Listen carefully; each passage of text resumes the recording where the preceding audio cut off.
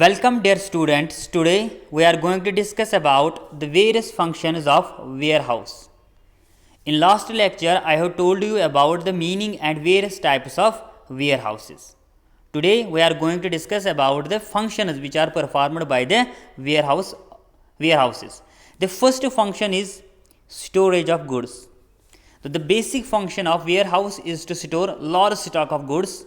These goods are stored from time of their production or purchase till their consumption or use. The first function of warehouse is to store the large stock of goods. These goods are stored from the time of their production. When the goods are produced, at the same time their storage takes place, or purchase till their consumption or use. If you are a trader, you are going to purchase some goods from the manufacturer or wholesaler, till sale you have to store them somewhere. Where you store them? In warehouse. So the first function of warehouse is to store the large stock of goods, and these goods are stored from the time of their production. One is the production takes place, one is the goods are produced, at the same time the goods are to be stored, or once you are going to purchase the goods, these goods are stored till you going to sell this. Got it. यानी जब तक कोई product की consumption नहीं होगी, कोई usage नहीं होगी, तब तक वो हम स्टोर रखते हैं. किस में रखते हैं? वेयर हाउस में. The second is protection of goods. The second function which is performed by the warehouse is protection of goods.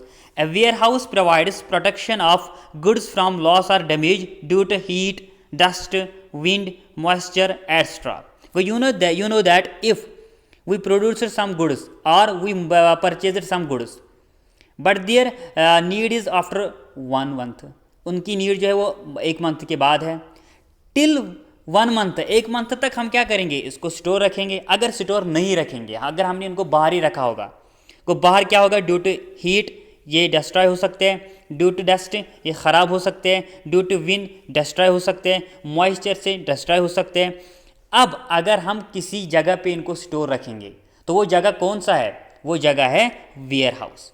If we are going to store these goods in a proper warehouse, it provides protection of goods from the loss or damage due to heat, dust, wind and moisture. So with the help of warehouses, the goods are not damaged due to heat, due to dust, due to wind or moisture. It makes special arrangements for different products according to their nature. It cuts down losses due to the spoilage and wastage during the storage. Got it. तो storage के time पे अगर हम देखेंगे, जो store हम रखते हैं ना कोई प्रोडक्ट, वो उसके नेचर के बेस पे होते हैं. उसकी अरेंजमेंट उस प्रोडक्ट के नेचर के बेस पे होगी.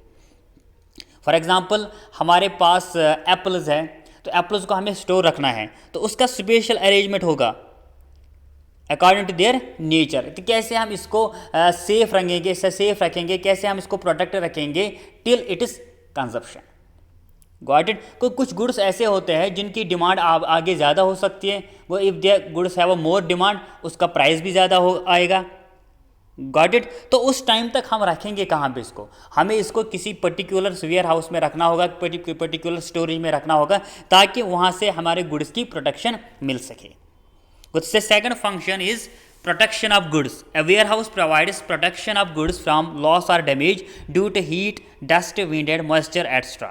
It makes special arrangement for the different products according to their nature. जो नेचर होगा प्रोडक्ट का, उसी के हिसाब से अरेंजमेंट किया जाता है. किसमें? एक वेयर हाउस में, ताकि इसकी स्पैलेज ना हो, इसकी वेस्टेज ना हो, इसको कोई डैमेज ना आए. बात आई समझ में? वो the first function which is performed by the warehouse is storage of goods. The second is protection of goods. Now the third one is we will discuss in next video.